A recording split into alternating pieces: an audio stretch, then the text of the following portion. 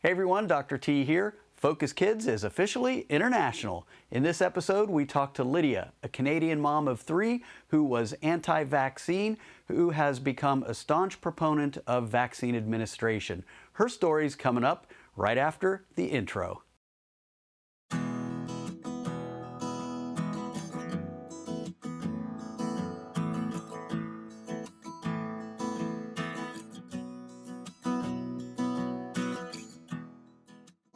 Hi everyone, I'm Dr. Richard Allen Turner. I'm a board-certified pediatrician. Welcome to my channel, Kids Info Network Dayton. I hope you enjoy the show. Focus Kids is coming right up.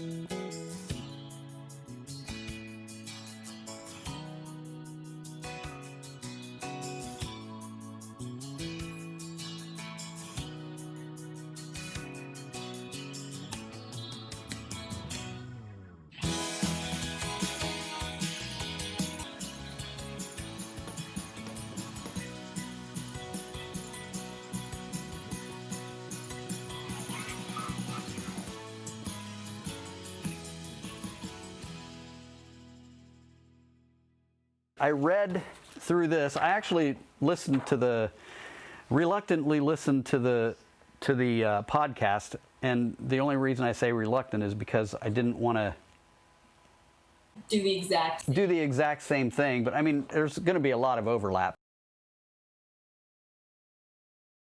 Do you know how this? I'm sure you do. This whole movement started. The only vaccine that was ever really questioned about autism was MMR.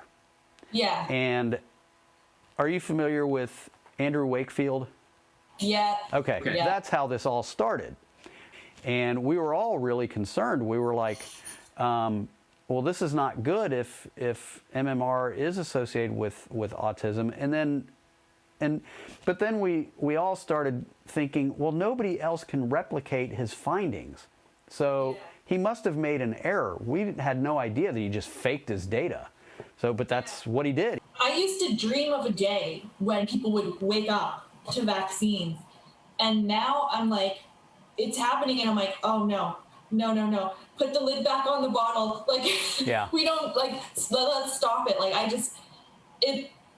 How rapidly, and the information isn't any different today. No. It's not. The same 10 tropes are being used, but a decade ago, nobody would listen. They'd be like, you're crazy. Yeah. Why would that be? And now, even though the information that they're saying is the exact same, huge volumes of people are now turning anti-vax. And it is scary. It is well, I don't know what. That's why we've had outbreaks of measles and mumps and other vaccine preventable disease in this country. Let's start with your story. So you were planning on vaccinating, and then your first baby, she got her 2-month shots, and then what happened? So I took her home, and by that evening, she just started crying. And it was looking back, she was probably in a lot of pain, and I didn't know, but it was not a cry I heard from her before. It was a very high-pitched squeal, very repetitive, and then she would just sleep this really deep sleep, probably out of pure exhaustion from all the crying, and then she'd wake up and she'd start crying all over again. She didn't want to nurse. It was very hard to get her to nurse, and she wasn't that time. She was starting to smile a little bit and give there was meaningful I see you there kind of contact, because little newborns are kind of not super aware, but you could see that, and it felt like all of that was lost, for a couple days. And when I called the health nurse, she'd asked me what was going on, and I told her, and she said, oh, that's normal, she's fine, you're just a first-time mom, you're just being really worried, but everything you've told me, she sounds like she's fine, and just kind of brushed me off. And I was like, I don't feel like she's fine. Like, and it was very worrisome for me to like have to deal with her. Now, she got better after like it was 2 nights, and later the next day she was better, right? So it was 2 really rough nights with her, and then she kind of started to come back, so to speak, and it scared me. It definitely stayed with me, that fear, and then also feeling like I wanted help for my baby, and I just got brushed off. Like, nobody believed how serious I felt it was. Yeah. So it kind of just destroyed my trust in a lot of ways. And I was trying to figure out, like, why did this happen? Because she'd never been like that before. So I started doing research, and I found answers. So I was like, oh, good. I figured it out, And so in the anti-vax forums were really big when she was born. It was like 2008, right? So like they've kind of gone the wayside now with other social media, but like parenting forums were huge back then. And I was on a natural parenting one, and they gave me answers. They said, you know what, DTaP, cryencephalitis. It says right in the insert, if there's a high-pitched cry, like, don't let your kid have DTaP again. And they show you all this stuff, and you're like, holy crap, my kid's brain was swelling. That's why. And it makes sense to you because nobody else could give you a reason why your child reacted in such a way. And so I decided, okay, vaccines are still important, but I'm going to skip that one and see how she does. Like, so at her 4-month shot, she had, we do meningococcal here at 4 months. Yeah, I was going to ask about that. I saw that in there. Wow. Okay, because we don't do any kind of meningococcal vaccine until 11. We do them here for babies. Okay. So she had both of those, and she was totally fine. Like, she didn't even get a fever or anything. She was just herself. But by then, so I still continued on these forums and stuff, and you just get exposed to like all these tropes, like the blood-brain barrier trope, the saline placebo trope. Like, there's so many of them, and you start like really believing them. And then by then, I just felt like I couldn't vaccinate her because I was so afraid that it would cause like long-term damage down the line. Like, maybe she would become autoimmune. And I would say, I'm not afraid of autism. I'm afraid of an autoimmune disease because I have an autoimmune disease, right?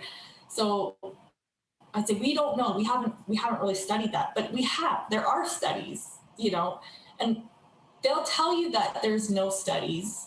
There's no study for this and there's no study for that, but they exist. They're there, and you can find them if you ask the right people. I mean, PubMed's huge. You're not going to find everything, like you navigating it on your own. But I didn't know that at the time. So I was like, I thought I had a cheat code kind of to protect my kid from ever getting sick. And I think a lot of people that don't vaccinate feel that way. They feel like they've discovered something that other people don't know, and their kid is now protected and is not going to have asthma, autoimmune disease, allergies. Like, they've convinced themselves that that's why kids get all of these maladies.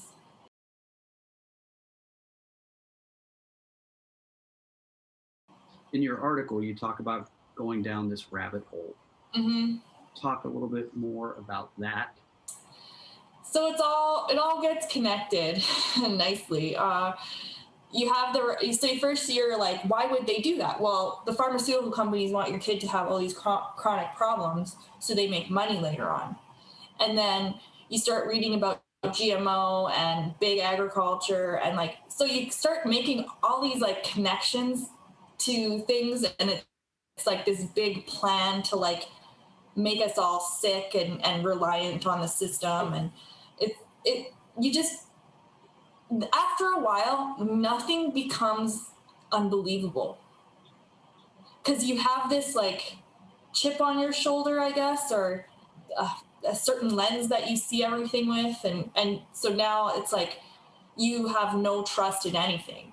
And you automatically believe that there's nefarious intention with everything.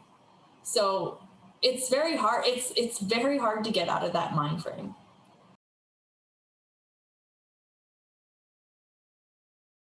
How did you start to make the transition? Um, Actually, COVID, I started seeing more and more people fall for these like conspiracy theories, and I was like, I'm not like that. Like, and then and even with the advent of like flat Earth, like a lot of anti-vaxxers started believing in flat Earth, and I was like, I don't believe in flat Earth. Like, I don't believe in that. And then I started like questioning myself. Well, if they believe that, and I believe that, like maybe I don't have it right. Like maybe there's something there that I can look up and I don't have it right. And I do know, like I'm not one of the anti-vaxxers that don't believe these diseases are benign and that they don't exist or what. Like some of them do believe that wholeheartedly. I don't. I just thought like for my family, they're contraindicated because I have an autoimmune disease. That's what I believe. Like, sure, maybe most people can get them, but I think a lot of people shouldn't, because if you have any of these like histories in your family, you should probably like skip them altogether with no evidence to back that up. But that's what I believed. And so I started reading about other like countries where they had good healthcare, and then the healthcare just, or even just their whole society collapsed, like Venezuela. Venezuela has like diphtheria and measles. Like these are serious, especially diphtheria is quite lethal. And it came back because their system collapsed. And then you start seeing like people hoarding food and for whatever reason, toilet paper. And you're like, what's going to happen in the next year? I don't know. And so I kind of started researching like, okay, maybe my older two can get vaccines, because I still believe like the blood-brain barrier thing pretty good. So I was like looking into research on how to like slowly start vaccinating my kids. And then I started reading Vaxopedia, which is really good. It's like it has like a rebuttal to pretty much any anti-vaccine trope. And I was like, oh, I was wrong about that. Then I started looking like, well, how old should my son be, my youngest be, when I vaccinate him? And that's when I realized the blood-brain barrier thing was a total myth. And I was like, oh, he can get vaccinated too now. How long did you not vaccinate? It sounds like quite a while. It was quite a while. My daughter had her last vaccine at 4 months old, and then she was recently vaccinated at the age of 12. The first time I took her in, and I took all three of my kids in, I was really nervous. But I tell you, like, after that day, when I saw my kids were fine, I never hesitated again for any of their boosters. I've taken them all for they're almost done. They'll be caught up in the next few months here completely. So, but yeah, that first time was hard. I'll tell you, like I couldn't sleep the month leading up to their appointment. It was very hard. That it felt like part of me was like an exterior that I had was like crumbling away, and like it felt very like disorienting to like change a view that I held so strongly for so long. And unless you've actually done that, it's hard to explain, like, because after a while it becomes like a part of your identity. Well, you had good reason to be afraid. I mean, the last experience with vaccines for you weren't a particularly good experience with your baby. I know she had her 4 month and she did fine, and she didn't have the DTaP. But 10 years later, and all of this information or misinformation, I'd have been nervous too. Yeah. I'd have been a wreck. So. And the thing that also helped me was like the information the information about vaccines has been updated and changed over the years. So they are doing studies regarding, well, they've done a lot with autism alone, but they're doing all kinds of studies. But the misinformation about vaccines has remained the same. There's no new information about the dangers of vaccines. They use the same information or misinformation over and over. It has not changed in over a decade. So I just think it's interesting that all the new studies show that it's okay. Not like none of the new studies are showing anything new. What were some of the things that you were told? What were some of the things that you heard? I know you said the cryoencephalitis, blood-brain barrier. What other things had you? What was that syndrome? Asia syndrome. That was a big one for me because I am autoimmune. So, but it's a very small study and it hasn't been replicated in any large-scale way whatsoever. But I really held on to that one. The saline placebos, like they say that so many times. There's no saline placebo studies with vaccines, and so you just okay, there isn't, I guess. Like you just kind of believe it, and then when I started finding like Gardasil had a saline placebo, it wasn't another vaccine because there's no other vaccine like Gardasil. They'll use another vaccine when there is one available that provides protection, and then they come up with one that's slightly different. So like when they added like polio to DTaP, they used the old DTaP vaccine against the new one because the people still deserve to be protected. But when it comes to like a brand new vaccine, when there's no other treatment or prevention, they'll use a saline placebo. Rotavirus used saline. Well, it was a saline, or it was not saline totally, but it was like syrup without the rotavirus in it. So it's pretty much the same thing as a saline placebo. Rotavirus vaccine came out in 2006 I think it was either the spring or summer. And I was in residency from 2005 to 2008. And plus where I trained, I actually worked as a tech. And every spring we would get bombarded with rotavirus admissions because of dehydration. Yeah. So my first year of residency, my intern year, same thing that spring. The rotavirus vaccine came out in 2006, and 2 years later, by 2008, we had hardly no admissions for rotavirus. It's amazing, and I in third world countries, it has saved lives like immensely. Yeah, it's an amazing vaccine. Yeah, in third world, in underdeveloped countries and developing countries, rotavirus still kills babies because they can get so dehydrated, you can't even keep up with IV fluids, and it can be bad. Babies can get really sick from rotavirus. So yeah, it's kind of like. And then there's the thing where they say like, oh, they just want to like vaccinate your kids with as many vaccines as possible, and that's another thing that's not true, because having not vaccinated and going and starting late, my kids aged out of a lot of the vaccines that they offer infants. Right. So like if they really wanted to vaccinate my kids with everything, then they vaccinate them with everything they missed, right? Like there's an appropriate age for certain vaccines. Because they're at the highest. And it also depends on what is circulating. So like we do meningococcal for babies because we have an issue with meningococcal for babies here in certain populations, right? Okay.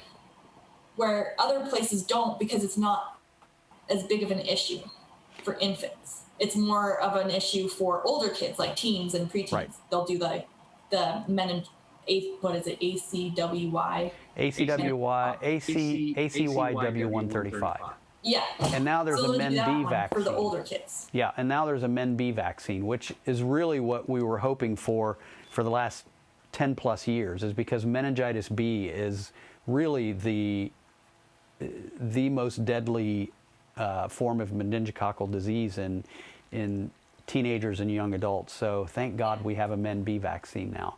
But yeah, rotavirus, once you're 8 months old, at least in the States, you can't get it anymore. And Hib and pneumococcal vaccine, PCV, once you hit 60 months, if you haven't had any, you've aged out. So, and if you're over 15 months old, and you haven't had any, you're between 15 months and 5 years old, then you only need one. But yeah, with Prevnar, my 5-year-old only needed one. Right. And then my 2-year-old needed two because their immune system's a little more immature. And it's not about like trying to stab your kid with as many shots as possible. Like, the decisions that they make are based in science. Like, a 2-year-old isn't going to have as a robust immune response to a vaccine as a 5-year-old. Like, a lot of things change. And so my 5-year-old only needs one, but my 2-year-old needs two. Like, it's, once you start like scratching the surface, and that's what I had said on the podcast I did, like, he had said, like, on the surface, they look logical and reasonable, but once you scratch the surface of any anti-vaccine trope, it falls apart. I mean, vaccines are developed for serious life-threatening disease, even chicken pox. I mean, when I was a kid, we had chicken pox parties in the neighborhood. If one kid got chicken pox, you just scooped every kid up in the neighborhood. Well, you had to, because there was no other way around it. You had to just, like, okay, we're going to get it over with when you're young, and it's the safest time to get it if you're going to get it. Yes. So let's just get it over with and hope for the best. But we don't have to do that anymore. Yes. If you get chicken pox, well, even kids died from chicken pox, but not very often. But part of the reason the vaccine was developed was because if you didn't get chicken pox as a kid and you got it as an adult, it's much more serious and it's much higher risk of being life-threatening. No, it's for sure. And then another trope they said was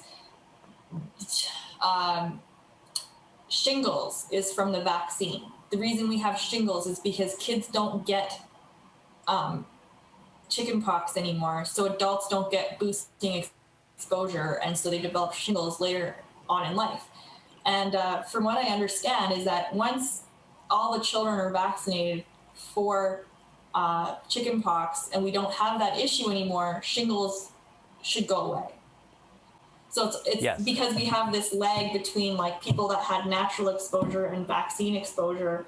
And then, so because of that, we have some form of shingles happening with adults. But once everybody has a chickenpox vaccine, then shingles should not be an issue anymore. Am I understanding that right? Yes. And I can tell you from personal experience that's wrong, because I'm 56 years old. I never got a chickenpox vaccine because it didn't exist. I got chickenpox when I was a kid, and I had shingles. Yeah. When I was about 38, I got shingles after my mom died unexpectedly, and she was young. Yeah, she was 59. Oh yeah, I was a mess, and so I ended up getting shingles. So yeah, no, that's I can tell you from a medical perspective and personal experience. For that, and it's not really the vaccine's fault that shingles exists, and that. No. So I thought that was interesting too. No. Like, shingles, again, like, if you just scratch the surface of any of them, because adults are getting shingles is not a reason for me to not vaccinate my child for chickenpox. Shingles existed long before the vaccine was ever developed. When you decided not to vaccinate, how did your husband feel about that? He was okay, because I made a lot of the healthcare decisions in the house, and he knows, like, because I've had a lot of issues of my own. I have Crohn's disease, and I've been hospitalized a lot, and if you and it's easy to get jaded because you encounter I'm sure you're not on your best every day. I'm sure everyone has a bad day at work, even healthcare providers. And if you spend a lot of time in the hospital, your chances of running into somebody that's having a bad day and being treated a little less than, good is pretty high. And So, but it does, when you're on the receiving end of that, it doesn't feel the greatest. And so it's easy to get cynical about healthcare. And so my husband knows that I have a lot of issues with this stuff, and he wanted to respect my decisions. And with the high vaccination rates in Canada, he was okay. He didn't feel like it was a huge risk by not vaccinating. He did listen to a lot of the stuff the misinformation that I provided, and he was like, yeah, that makes sense. But he didn't really,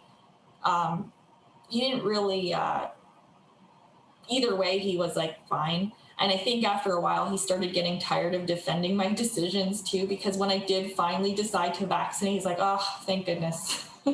Because I think after a while, he's like, I don't know why, ask her, kind of like he doesn't want to have to defend me all the time. So now that I am vaccinating our kids, and he's much happier with that choice. The nurse that you talked to, how do you think, what suggestion would you have for parents that are nervous like that, whether they're first-time parents or 10th-time parents? They're just nervous because their baby's screaming. What suggestions would you have? I would say, like, hey, bring her in. Let's have a look. Let's see what's happening. Like, that would have been, I think that would have meant so much to me. Just bring her in. I'll see you tomorrow morning. Like, let's have a look. Or if you're really worried, go take her into the emerge. But I think, in my opinion, from what you've told me, she's okay. Or, just not this like dismissive, like you're just being a scared first time mom, and you don't know. I know, and you don't know, kind of thing. So you started off not vaccinating your other two. What would have made you feel better about vaccination in general? If you talk to your, if you're hesitant or nervous or scared, what would you have liked to have heard? Yeah. I suggest, like, if you have a patient or their parent is like they're not sure, they seem like they're becoming hesitant, or that they're doing this research, is like, tell them, like, hey, you do your research, write it all down, bring it to me, and we'll talk about it. Like, because they are going to do their own research, and when the healthcare provider just like dismisses them as being, well, that's wrong, and you should just trust me because I went to school, and they're going to get scared. They're going to get scared, and they're going to lean into what makes them feel comforted, right? Yeah. So, like, the best way to counteract that is just to, like, have, like, okay, let's talk about it. Let's one by one, we'll go through each one of your concerns one by one, because there is a good rebuttal for each of those arguments that the anti-vax culture makes. So one time I brought my daughter in for an ear infection, and when the doctor there asked me if she had been vaccinated, and I said I had stopped vaccinating. He looked at me and he was like, well, what, do you want your kid to die? Because that's what's going to happen. She's going to die. Well, at that point, she was 6 years old and didn't die yet. So in my head, it was like, that's, you kind of just roll your eyes like, yes, that's why I'm not doing this. Like, any kind of shaming or anger or frustration, I think it's not going to help. You're not going to help the situation. I think that addressing the concerns, as many as they have, sometimes it'll be a lot. Sometimes it might take 2 visits to, like, talk about it, but just in the long run, it's better. So, like, let's say you have a hesitant patient, and over a couple months, you're able to convince them, and their kids get vaccinated 2 months later than they normally would have, is much better than shaming them and having them never bring their kid back and avoid healthcare because they don't want to feel that negativity or like judged, right? So it's much better to take your time, even if it means the baby is not vaccinated right away, but they come around to the idea because you were patient and understanding and addressed all of their concerns and gained their trust. Yeah. It's much more important. And I think it was about a year ago, I had a mom that was really hesitant. She didn't get her 2-month vaccines.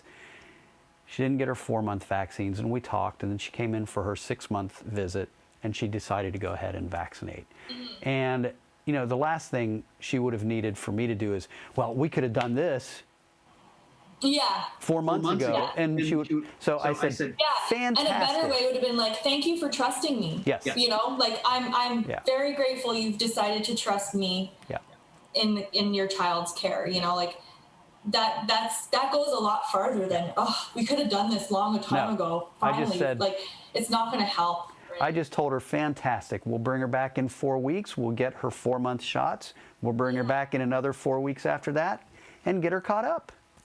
Yeah. So, exactly. So it goes a lot. I think it goes a lot longer. It does. Longer way to be kind. Doesn't cost anything either. No, and it definitely goes. It at least, and you're not going to. Some people you're never going to convince, no matter what. But you're more likely to get someone to change their mind if you're a little patient. You never forget how somebody made you feel. Right. And it's true. Like, people just don't forget. And so you want to be, especially that first contact regarding the subject, you want to be like, you want to tread carefully because it's easy to scare people off for good and nothing good comes of it. Yeah. So backing people into a corner is never going to get you to change their mind. They're just going to dig in. And I really like your idea of just if people say, I've done my research, great, bring it in. Let's take a look at it. So yes, because exactly. one, that's the best place to start. Let's look at it together. Yeah, one, that'll give them the message that you're taking them seriously, and two, that you're at least interested in looking at what they're reading. And I think it builds trust too. Yeah, I would. Yes, that's the most important thing, because if you don't have trust, then the doctor-patient relationship won't work, which is part of the reason that some pediatricians are not accepting unvaccinated patients, because their thought is, if you can't trust my judgment on something that is foundational to the practice of pediatrics, how are you going to trust me on other stuff?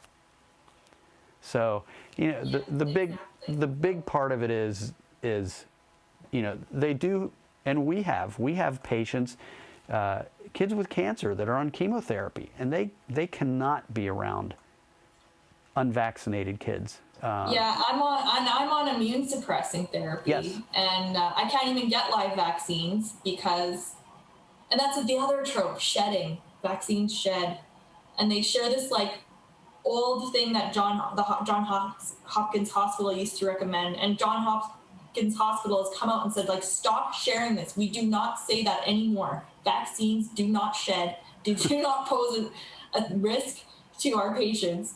So, but yeah, I can't get any live vaccines because of my medication, and I got my kids vaccinated recently, so it's good because I'm safer for it now too. Because yeah, and it's not just cancer. It's other. If I can't take a live vaccine, I can't get measles either. That's probably not a good idea. Yeah. It's not just kids with cancer, or it's not even always the kids. I have parents. I have a parent who has Crohn's, and she's on immune suppression, and she can't be around. I mean, she can't take that risk either. So it's not just the kids, and it's not just cancer. It's all kinds of immune suppression. There's a lot of people that,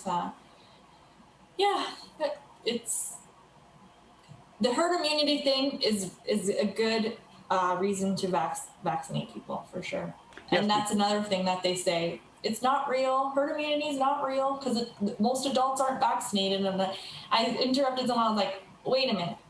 You cut your finger You go to the doctor, they give you a tetanus shot, you're vaccinated. Right. Right. I'm 40, almost. My MMR vaccine is still good, according to my blood work.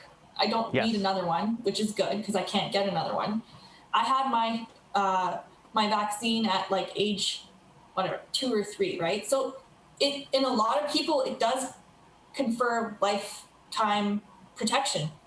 Yeah. So to say that there's no herd immunity because a lot of adults aren't immunized is not true because a lot of people are immunized as adults for various jobs that they need to get, or traveling, or injury. Like they're like most adults, especially mothers. Most mothers are getting their DTaP now when they're pregnant. So most Yes. adults are vaccinated.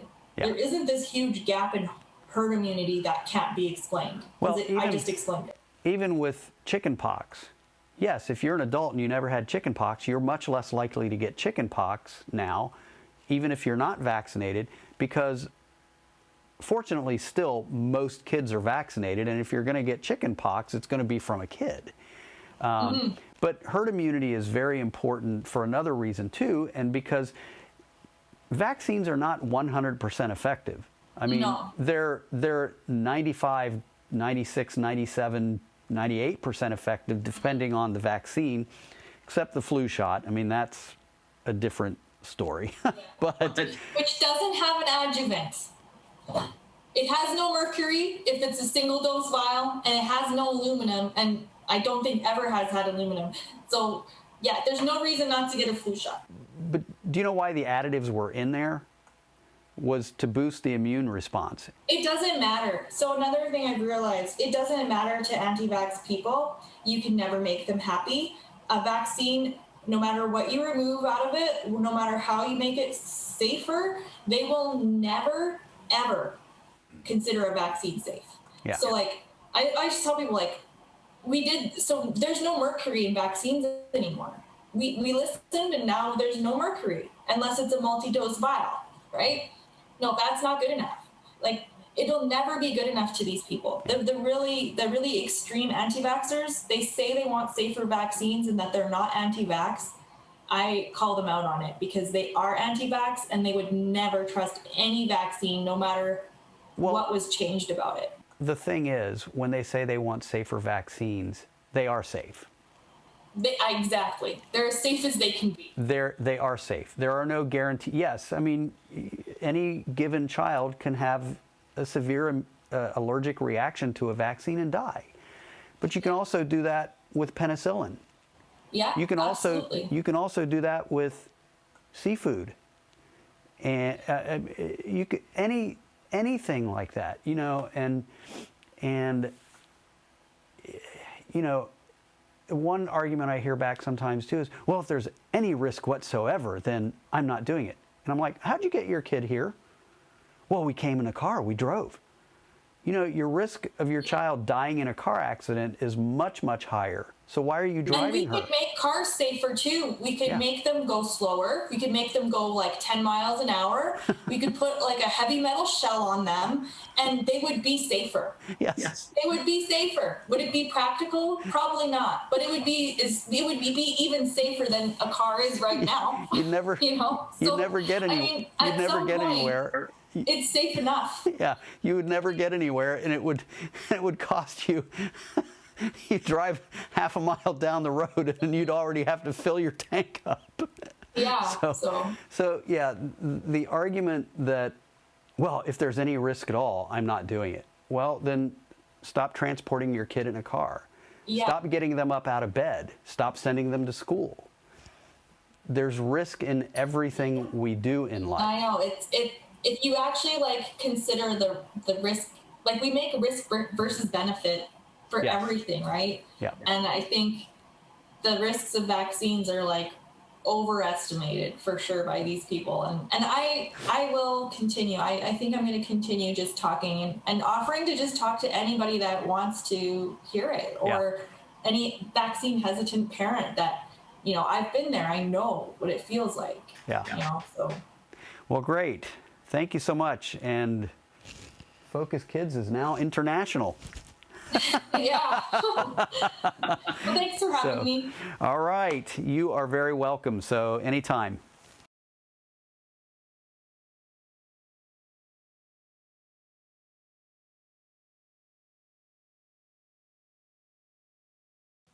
And now for my final thoughts. We'll keep this pretty short and sweet. The scientific data is overwhelming. Vaccines are safe and effective at preventing serious, life-threatening disease in children. This is incontrovertible. If you have any questions or concerns about vaccines, please talk to your child's pediatrician and get reliable, accurate information. I'll also leave links in the description below to reliable websites to get accurate, up-to-date information on vaccines. As always, if you like this video, please hit the like and subscribe buttons below and also the bell notification so you don't miss an episode. This has been Focus Kids. I'm Dr. T. Thanks so much for watching. We're out.